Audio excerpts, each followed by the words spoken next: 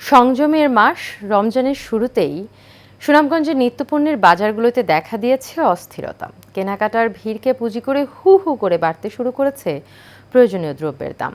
এতে বিপাকে পড়েছে নিম্ন আয়ের মানুষ। এদিকে সরবরাহ কম থাকার অজুহাত বিক্রেতাদের।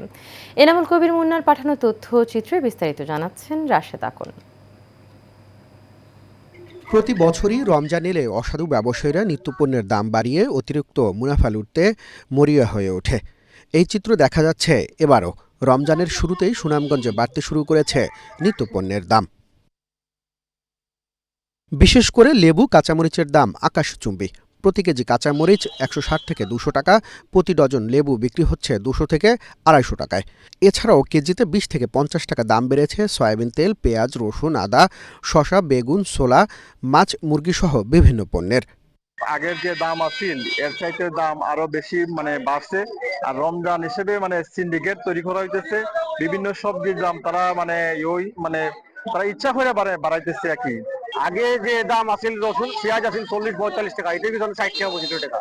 কিন্তু রমজান আইলেই দেখা যায় সবকিছুর দাম বাড়ি যায়। তবে ভুসিমালের দোকানে যেখানে গেছি যে ছানার মূল্য ৮০ টাকা, যে ১০০ টাকা হয়েছে, এটাই তো আমরা আশাবাদী নতুন সরকার ক্ষমতায় আসছে, আগামীতে মানুষের ক্রয় ক্ষমতার ভিতরে দ্রব্য মূল্য যাতে পায়। কালকে কিনছি আমরা ৭০০ টাকা, আজকে কিনছি ৮০০ টাকা, মাল্লা ১৬০ টাকা কেজি।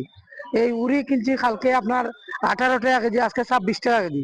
এই সব কিছুর দাম বাড়ার কারণ মাল কম বাজারও দাম বাড়ার কারণ আছে, গাড়ি আয় না তো।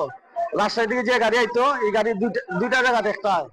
রমজানকে পুঁজি করে বাজার কিছুটা ঊর্ধ্বমুখী। তবে অভিযোগ পেলে অসাধু ব্যবসায়ীদের বিরুদ্ধে অভিযান পরিচালনার কথা জানান এই কর্মকর্তা।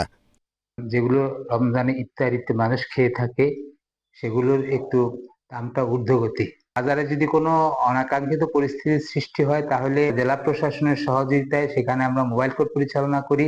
বাজার নিয়ন্ত্রণে কার্যকর পদক্ষেপ নেবে কর্তৃপক্ষ, এমনটাই প্রত্যাশা সাধারণ মানুষের।